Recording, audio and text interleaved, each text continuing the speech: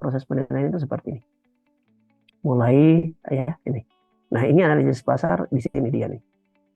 Dalam proses penilaian. Proses penilaian ini dimulai dengan identifikasi permasalahan ya.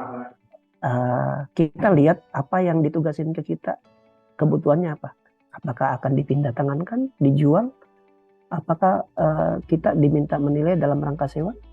Ataukah dalam rangka tukar menukar aset daerah? Atau dalam rangka BSG BGS? Tujuannya apa? Lalu kita identifikasi karakteristik dari objek penilaian yang ada. Umpama tanah, karakteristiknya bagaimana, luasnya berapa, hak kepemilikannya apa, tingkat elevasitasnya bagaimana, kontur tanahnya bagaimana, lokasi lingkungannya bagaimana. Kemudian pengumpulan data. Disinilah kita melakukan pengumpulan data untuk kita jadikan analisis ini. Ini yang merah ini. Inilah yang kita pelajari saat ini. Jadi kita dapatkan dari data pasar, dari data objek penilaian yang kita lakukan dengan cara survei, dengan melihat data-data yang ada. Kemudian kita juga ke lapangan melihat data properti pembanding.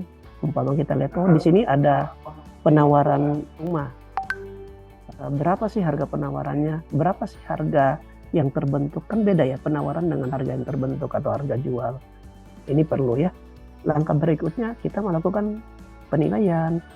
Penilaian ini kita akan mendapat opsi pendekatan yang paling tepat, paling sesuai dengan data-data yang kita dapatkan, data-data yang kita analisis. Apakah kita akan melakukan data pasar, biaya, atau pendapatan. Nah, setelah kita melakukan pendekatan penilaian, maka kemudian kita akan mendapatkan nilai. Kita akan buat laporan penilaian. Kesimpulannya apa, rekomendasi apa. Nah, ini akan menjawab ini tujuan penilaian. Analisis pasar itu di sini tadi. Kita berbicara supply and demand dari data yang ada.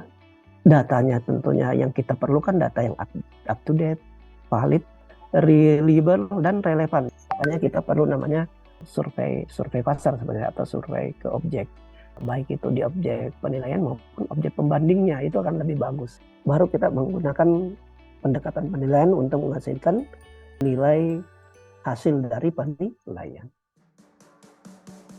Nah, analisis pasar dalam penilaian ini akan menyediakan data untuk mengidentifikasi penggunaan dan tertinggi terbaik atau highest and best use dari suatu properti, dan juga menyediakan data dan mengidentifikasi faktor penentu dari nilai yang akan digunakan nanti di pendekatan yang akan kita ambil ya, apakah pasar, biaya, atau pendapatan. Kita upload dulu buat semuanya Bapak Ibu.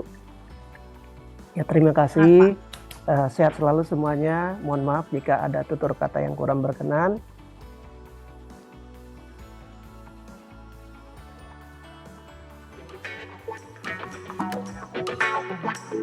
Thank you.